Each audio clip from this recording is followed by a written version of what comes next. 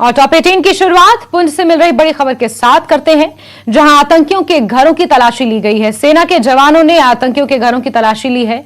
भारत पाक सीमा पर 3 आतंकी आज पकड़े गए हैं और सेना ने इन्हीं के घरों की तलाशी ली है। सेना ने सीमा पर 3 आतंकियों को गिरफ्तार किया है। आतंकियों के कब्जे से विस्फोटक बरामद किया गया है। 10 किलो आईडी और कई हथियार इनके कब्जे से बरामद हुए हैं। तस्वीरें सामने आई हैं जहां पकड़े गए आतंकियों के घरों की तलाशी ली गई है। पाक भारत सीमा पर इन 3 आतंकियों को पकड़ा गया है और यहां पर डॉग स्क्वाड की मदद ली जा रही है। भारी मात्रा में इनके पास से आईडी और हथियार बरामद हुए हैं और इसी के मद्देनजर ये तलाशी अभियान यहां पर चलाया जा रहा है।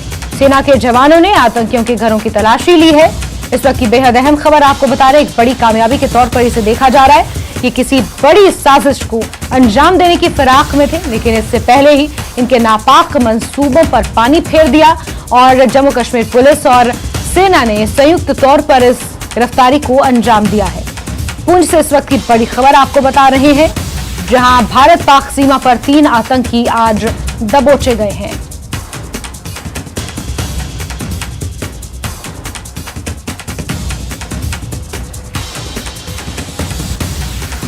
चलिए आगे बढ़ेंगे और बटमालू हत्या मामले में आरोपी को पुलिस ने गिरफ्तार कर लिया है। आरोपी नाबालिग बताया जा रहा है। पुलिस ने प्रेस कॉन्फ्रेंस कर यह बताया कि आरोपी बहुत दिनों से मौके की तलाश में था। वो मारे गए व्यक्ति की बेटी के साथ प्रेम संबंध में था। तो कल शाम में एक रिपोर्ट आई थी कि मोमिनाबाद लेन नंबर 2 में एक अनकॉन्शियस बॉडी है, जो जब लोगों ने वहां शिफ्ट की हॉस्पिटल में तो उन्होंने बताया कि ये ब्रॉड डेड है, इसकी बॉडी पे मल्टीपल वुंड इंजरी है। उसको देखते हुए एक पीएस बटमालू में एफआईआर नंबर 67 रजिस्टर हुई under section 302 of IPC. Investigation को लाया गया। इन्वेस्टिगेशन के दौरान जब पुलिस मौके पे पहुंची तो हमने स्पॉट को आइडेंटिफाई किया। उसमें जितने भी एंट्री और एग्जिट रूट थे जो पॉसिबल सस्पेक्टेड थे, उनको लोकल्स की मदद से, सीसीटीवी की मदद से, अदर जो टेक्निकल रिसोर्सेज हैं उनकी मदद से हमने आइडेंटिफाई किया। जब कई लोगों से हमने इंटरोगेशन की तो उसमें एक सस्पेक्ट ने वॉलंटरी कन्फेस किया कि वो जो विक्टिम है, जो डिसीज विक्टिम है, उसकी बेटी के साथ रिलेशनशिप में था और ये बात उसके जो फादर है उसको नागाबाजार गुजरती थी। तो काफी लंबे टाइम से इसका प्लान था उससे बदला लेने का। जब विक्टिम ने इसे देखा, अपनी बच्ची के साथ अपनी गली में देखा, तो काफी गुस्सा आया उससे और वो इसके पास पहुंचा। इससे पहले इसने प्लानिंग की तरह एक चाकू खरीद के रखा था 4-5 महीने, अपने शार्प एज वेपन अपने पास, और ये हमेशा जब भी उससे जाता था उसके पास ही अपने बैग में ही कैरी करता था। तो कल जब इसने देखा गली सुनसान थी, कोई अवेल था नहीं, उसके फादर अकेला था, इसको मौका मिला जो काफी लंबे टाइम से एग्जीक्यूट करना चाह रहा था। इसने उसी टाइम पे मौके का फायदा उठाते हुए मल्टीपल स्टैब इंजरी उसको दी, मल्टीपल वुंड उसकी गर्दन पे, छाती पे दिए, जिससे जो विक्टिम है उसकी डेथ होगी। बीजेपी की जम्मू कश्मीर इकाई महाजन संपर्क अभियान शुरू करने जा रही है। ये अभियान 1 जून से शुरू होगा और महीने भर चलेगा। जम्मू में प्रेस कॉन्फ्रेंस कर जम्मू कश्मीर बीजेपी इकाई के अध्यक्ष रविंद्र रैना ने कहा कि इस दौरान केंद्र सरकार द्वारा उठाए गए विकास कार्यों के बारे में लोगों को बताया जाएगा। विभिन्न कार्यक्रमों का भी आयोजन होगा।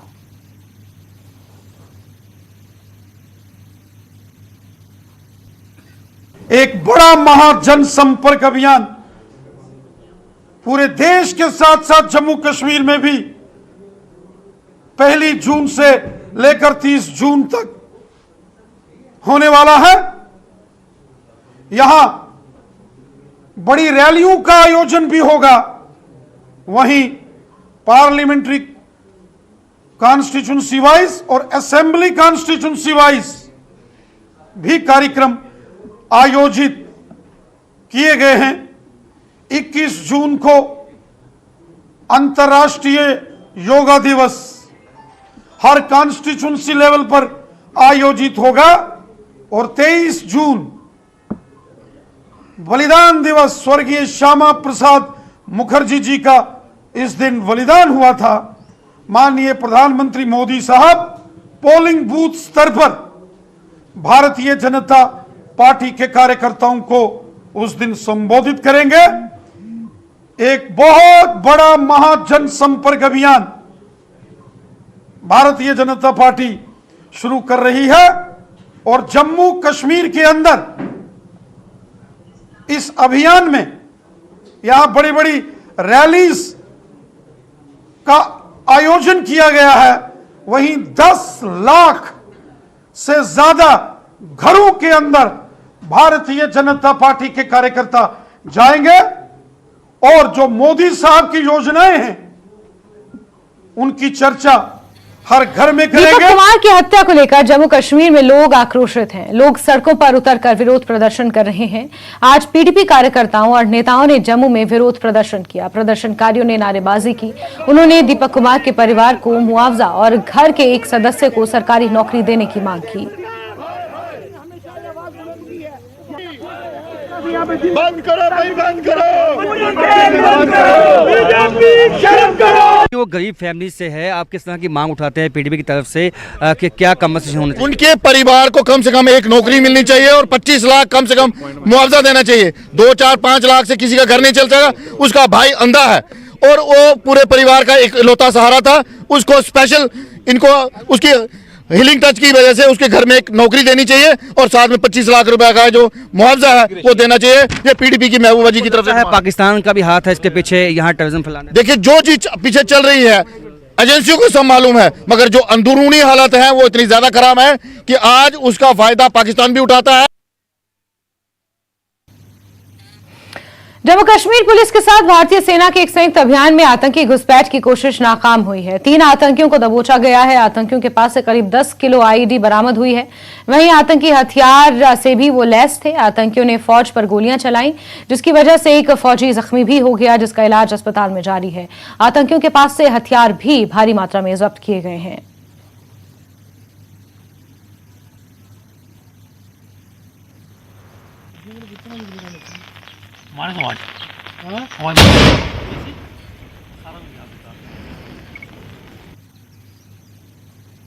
बड़गाम के आरीपाथन बीरवाह में एनआईए ने छापेमार कार्रवाई की है। ये छापेमारी फारूक अहमद भट्ट और जुबैर अहमद डार के घर पर हुई है।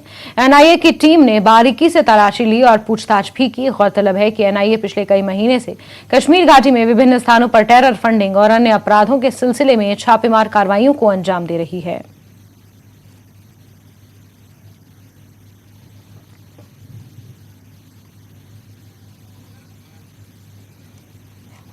बात मौसम की करेंगे, जहां जम्मू कश्मीर में मौसम का मिजाज बदल गया है। श्रीनगर और जम्मू शहर समेत कई जगहों पर बारिश हो रही है, जिससे तापमान में गिरावट दर्ज की गई है। मौसम विभाग के अनुसार कश्मीर में 2 जून तक हल्की से मध्यम बारिश रहने की संभावना है। अगले 24 घंटों के दौरान कई स्थानों पर हल्की से मध्यम बारिश की संभावना है। कुछ स्थानों पर तेज हवाओं के साथ ओलावृष्टि की भी संभावना जताई जा रही है। वहीं पुंछ जिले को कश्मीर से जोड़ने वाली ऐतिहासिक मुगल रोड कल देर शाम भारी भूस्खलन के चलते यातायात के लिए बंद हो गई है। रत्ताछंब इलाके में भारी मात्रा में मिट्टी पत्थरों के साथ पेड़ भी गिरे हैं। ये क्रम कुछ देर तक जारी रहा, जिसके बाद मुगल रोड पर यातायात को बंद कर दिया गया। लोगों से मुगल रोड पर यात्रा न करने की अपील की जा रही है। रात में मलबा हटाने का अभियान शुरू नहीं हो सका।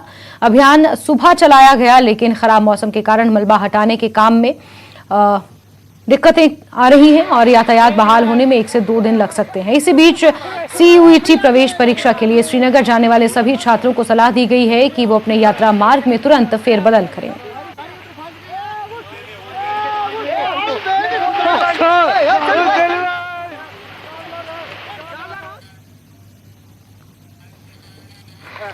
पहाड़ी पर शोपियान में जियो 5G लॉन्च हुआ है। एसएसपी शोपियान तनुश्री ने शोपियान में 5G का उद्घाटन किया।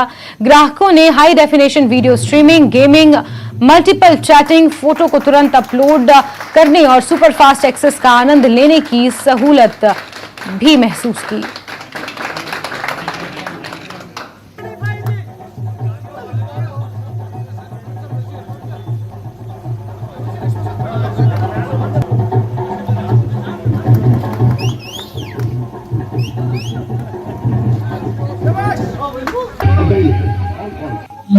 इंटरनेट तो अभी आप देखिएगा तो वर्ल्ड में या कहीं पे भी सबसे ज्यादा जरूरी इंटरनेट ही है।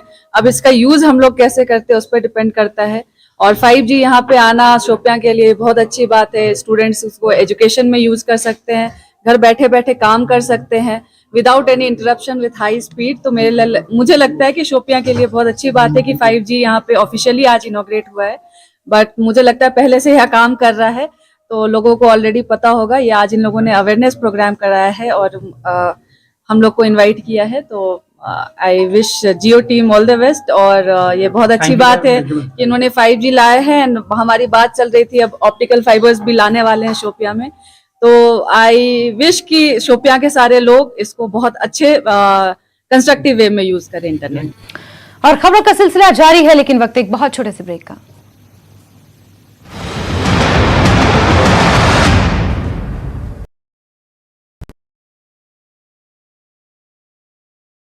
महाविद्यालय में करवाएं ताकि वे प्रशिक्षण प्राप्त कर स्वावलंबी बन सके। दिल्ली में सीएम सुक्खू ने वित्त मंत्री निर्मला सीतारमण के साथ बैठक की। यह बैठक करीब 1 घंटे तक चली, जिसमें हिमाचल को केंद्र से मिलने वाले फंड के साथ साथ एनपीएस के पैसों को लेकर भी चर्चा हुई। सीएम सुक्खू आतंकियों की गोलियों के शिकार दीपू कुमार का अंतिम संस्कार कर दिया गया है। दीपू कुमार की इस अंतिम यात्रा में काफी संख्या में लोग शामिल हुए। दीपू के अंतिम संस्कार के समय उपस्थित लोग काफी भावुक नजर आए। स्थानीय लोगों ने कश्मीर में टारगेट किलिंग की निंदा की। सिविल सोसाइटी से जुड़े लोगों ने कहा कि कश्मीर में ये मारकाट बंद होनी चाहिए और यहां शांति होनी चाहिए। उन्होंने ये भी कहा कि वो जम्मू कश्मीर में धार्मिक सद्भावना चाहते हैं, लेकिन कुछ लोग इसे बाधित करने की कोशिश कर रहे हैं। अनंतनाग टारगेट किलिंग के खिलाफ कुलगाम में भी कैंडल मार्च निकाला गया। दीपू कुमार के परिवार के साथ एकजुटता और सहानुभूति व्यक्त की गई। टारगेट किलिंग के विरोध में सोनवारी में कैंडल मार्च निकाला गया। टारगेट किलिंग की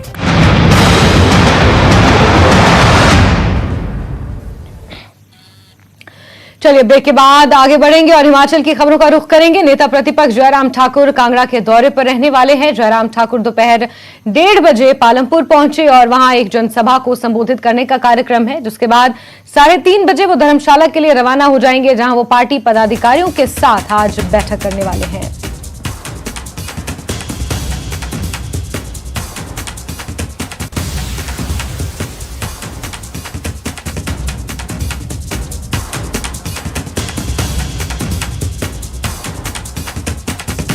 तो नेता प्रतिपक्ष जयराम ठाकुर आज पालमपुर पहुंचे और इसके बाद 3:30 बजे धर्मशाला पहुंचने का कार्यक्रम है, जहां पार्टी पदाधिकारियों के साथ आज वो बैठक करेंगे, उन्हें संबोधित करेंगे। कल से शुरू होने वाले भाजपा के महाजनसंपर्क अभियान को लेकर संभवतः ये बैठक काफी महत्वपूर्ण रहने वाली है।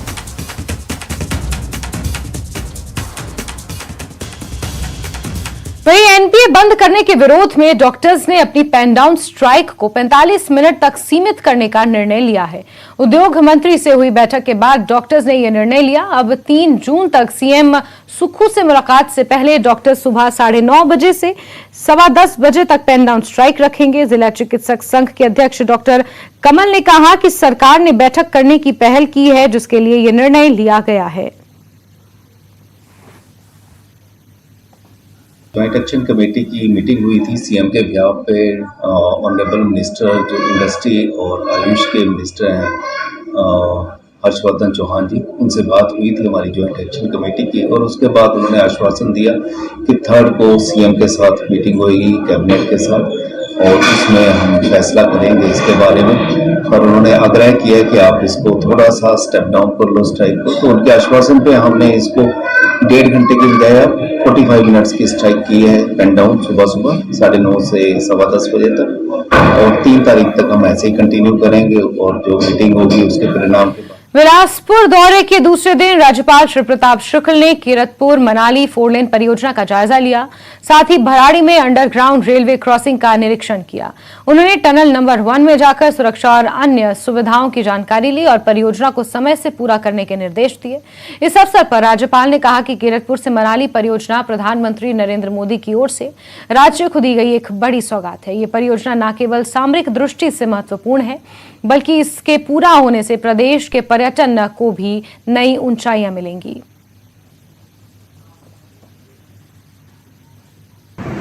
आने वाले समय में जल्दी ही माननीय प्रधानमंत्री जी आकर के इसको इनाग्रेट भी करेंगे। इस नाते मैं भी आया हूँ। मैं इसके लिए एनएच को भी बधाई देता हूँ, माननीय मंत्री गडकरी जी को भी बधाई देता हूँ, यहाँ के प्रशासन को भी, क्योंकि बिना प्रशासन के इन लोगों को काम करने में असुविधा होती है। प्रशासन को भी, पुलिस प्रशासन को, सिविल प्रशासन को इसके लिए बधाई देता हूँ और आप लोगों को भी बधाई देता हूँ कि आप लोग इस प्रोजेक्ट के आधार पर निश्चित रूप से हिमाचल। बद्दी के मानपुरा में पुलिस ने अवैध खनन और यातायात नियमों की अवहेलना करने वाले दुपहिया वाहनों पर कार्रवाई की और चालान काटे।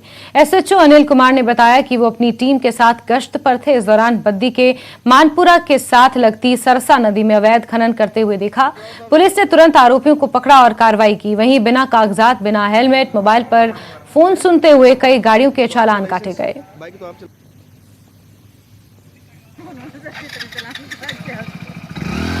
हमें फोर्स की कमी के कारण जो है इस पर प्रॉपर नकेल कसने में मुश्किल आ रही है। जैसे ही हमारे पास, जैसे हमारे बाहर इसमें बटालियन से भी यहाँ पे अटैच थे पहले, तो वो जो फोर्स है वो अभी वापस नहीं आई है बटालियन से। तो जैसे ही वापस आएगी हमारे पास बटालियन वाली फोर्स, तो हमारे पास फोर्स की कमी पूरी हो जाएगी और हम प्रॉपर इस पर नकेल कसते हैं। प्रेशर का कुछ नहीं है, क्योंकि जो लॉ है वो सबके लिए, गरीब अमीर के लिए, सबके लिए बराबर है। तो इसमें जो लॉ की उत्तर भारत के प्रसिद्ध सिद्ध पीठ बाबा बालकनाथ मंदिर के विकास एवं सौंदर्यीकरण की योजना है। इसके लिए एशियन डेवलपमेंट बैंक की मदद से 65 करोड़ रुपए की परियोजना मंजूर की गई है। इससे दियोट सिद्ध और इसके आसपास के क्षेत्रों का चहुमुखी विकास सुनिश्चित होगा। मंदिर के नव गठित न्यास की आम बैठक एवं वार्षिक बजट बैठक में बाबा बालकनाथ मंदिर न्यास और अन्य संस्थानों से संबंधित कई मुद्दों पर विस्तृत चर्चा की गई है।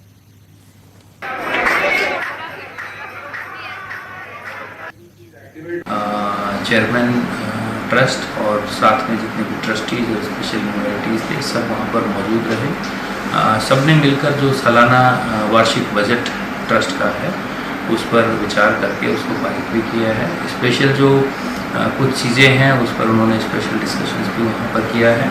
जैसे एडीबी के प्रोजेक्ट के तहत लगभग 65 करोड़ रुपए की राशि उस मंदिर के इर्द गिर्द व्यवस्था को सुदृढ़ करने के लिए खर्च की जाएगी। तो एडीबी का जो कंसल्टेंट्स उसमें शामिल हैं और लोकल टीम उसमें शामिल है कि किस तरीके से जो दर्शनार्थी दर्शन करने के लिए मंदिर में आते हैं उन लोगों को बेहतर सुविधा मिल सके, जल्दी समय में वो दर्शन वहाँ पर कर सके। जो चंबा भरवार राष्ट्रीय उच्च मार्ग पर हरदासपुरा कॉलोनी के पास बनी नाली सही न होने की वजह से आए दिन वाहन दुर्घटना का शिकार होते रहते हैं। यहाँ अक्सर हफ्ते में एक वाहन दुर्घटना का शिकार होती है। खासकर रात के समय जब नाली में पानी भरा होता है तो वाहन चालक नाली को सड़क समझकर गलती से उसकी तरफ चला जाता है, जिससे उसके वाहन दुर्घटनाग्रस्त हो जाते हैं। जब भी यहाँ गाड़ी फंसती है तो यहाँ सड़क छोटी होने की वजह से यातायात भी अवरुद्ध होता है। स्थानीयों ने नाली को ठीक करने और सड़क को चौड़ी करने की मांग की है।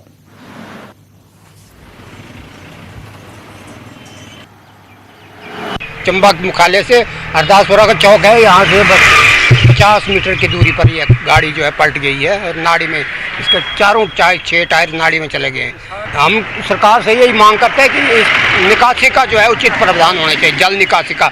यहाँ हमेशा पानी जो है खड़ा रहता है और कहीं कहीं नाड़ी की इतनी गहराई कि 5 फुट आदमी जो सीधा उसमें चढ़ जाएगा तो उसका नहीं लगता कोई पता। नाड़ी साफ होती ही नहीं है और ड्राइवरों को पता लगता नहीं है गहरी है कि ऊपरी है कि, इसलिए साइड में पास देते समय वो चले जाते हैं। फिर बुल्कि तो नाड़ी तो पहले ही भरी है, ये आगे जा नहीं सकता पानी, तो वो आगे नाले में जाकर आगे चढ़ाई है, खाली होगी तभी पानी जा सकता है। ये नाली का एक्चुअली ये काम कमेटी वालों का है, नाली जो साफ़ करवानी है म्यूनसिपल काउंसिल। हमारा काम नालियाँ बनानी और उनको वो करना है, बट कमेटी इस पर बिल्कुल काम नहीं कर रही है। फिर भी मैं जब भी हमें लगता है तो मैं टाइम टू टाइम, जितनी कि मेरे पास लेबर फोर्स है, तो हम महीने में 2 बार उस नाली को साफ़ करवा भी देते हैं, जेसीबी भी लगा देते हैं। तो जैसे अगर ये नई ड्रेन बन जाती है तो मेरे ख्याल ये वाली समस्या काफ़ी कुछ हल हो जाएगा। राष्ट्रीय राजमार्ग 3 के प्रभावितों की समस्याओं को लेकर नेशनल हाईवे 3 प्रभावित पीड़ित मंच का एक प्रतिनिधिमंडल उपायुक्त हमीरपुर से मिला, क्योंकि ग्रामीण क्षेत्रों के लोग राष्ट्रीय राजमार्ग 3 के कार्य से संतुष्ट नहीं हैं।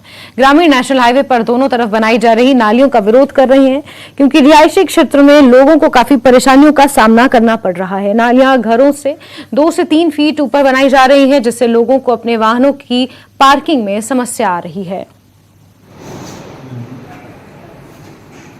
15 को आगे होने आज हमारा यही मुख्य उद्देश्य था माननीय उपायुक्त से मिलने का कि जो लोग प्रभावित हुए हैं एनएच से उनको जो आप उनका पुनर्वास सही ढंग से हो और जो ड्रेन की समस्या है उसका पूर्ण रूप से निर्माण किया जाए। और लोगों ने तय किया है कि 10 दिनों के भीतर अगर समस्या का समाधान नहीं होता तो आगामी कार्रवाई जो है वो प्रभावित लोग जो करेंगे और काम रोको अभियान भी चला सकते हैं। पहले तो हमें माननीय उपायुक्त ने आश्वासन दिया है कि ये नौबत को आएगी नहीं, अगर फिर भी कंपनी और पूरा हमें जो आश्वासन नहीं मिलता है तो फिर हम जो है वो आगामी कार्रवाई करेंगे, आंदोलन का रास्ता अपनाएंगे। चलिए आगे बढ़ेंगे और दिल्ली में सीएम सुक्खू ने वित्त मंत्री निर्मला सीतारमण के साथ बैठक की। ये बैठक करीब 1 घंटे तक चली, जिसमें हिमाचल को केंद्र से मिलने वाले फंड के साथ साथ एनपीए के पैसों को लेकर चर्चा की गई।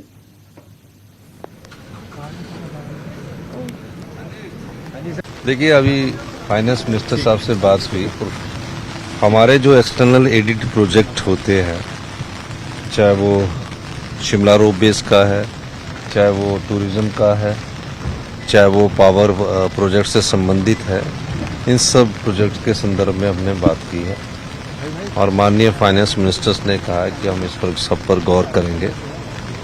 दूसरा, उनसे हमने अपने राज्य की स्थिति के बारे में बताया, फाइनेंशियल हेल्थ जो हमारी हालत है उसके बारे में भी बताया और हमने कहा कि जो हमारी लोन की लिमिट है उसको और इंक्रीज करने की ज़रूरत है ताकि विकास के कार्यों में कोई अवरोध पैदा ना हो सके। मुख्यमंत्री सुखविंदर सिंह सुक्खू ने दिल्ली में केंद्रीय पर्यावरण, वन एवं जलवायु परिवर्तन मंत्री भूपेंद्र यादव से भी मुलाकात की। इस दौरान सीएम ने शिमला में पर्यावरण मंत्रालय का एकीकृत क्षेत्रीय कार्यालय खोलने की मांग की। मुख्यमंत्री ने केंद्रीय मंत्री को बताया कि राज्य सरकार प्रदेश में राजीव गांधी डे बोर्डिंग स्कूलों का निर्माण करने जा रही है और इसके लिए सीएम ने केंद्रीय मंत्री से पहाड़ी क्षेत्रों में स्कूलों के निर्माण के लिए वन संरक्षण अधिनियम के तहत डायवर्जन की सीमा में छूट देने की मांग की है। यहां सीएम ने 5 हेक्टेयर तक गैर वानिकी उद्देश्य के लिए वन भूमि के परिवर्तन को मंजूरी देने का अधिकार भी मांगा है।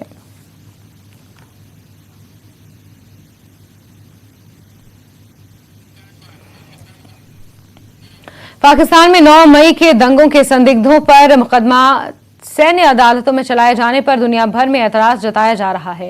ह्यूमन राइट्स वॉच ने भी सभी मामलों को सैन्य अदालत से फौजदारी अदालतों में ट्रांसफर करने की मांग की है। संगठन के अनुसार ये अंतर्राष्ट्रीय मानवाधिकार कानून के तहत पाकिस्तान के दायित्वों का उल्लंघन है। गौरतलब है कि पुलिस ने 33 संदिग्धों को ट्रायल के लिए पाकिस्तानी सेना के हवाले कर दिया है।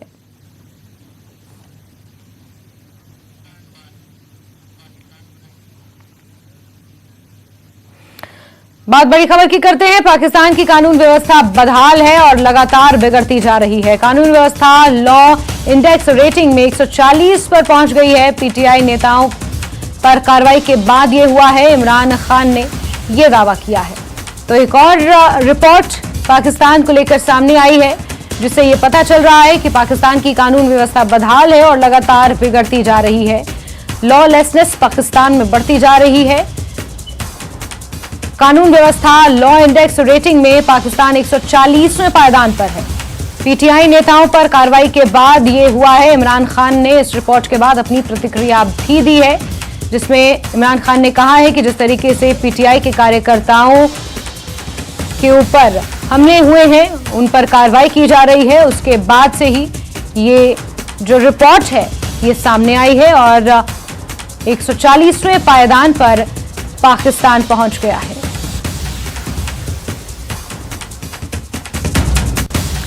और इसी के साथ बुलेटिन में फिलहाल के बस इतना ही। नमस्कार।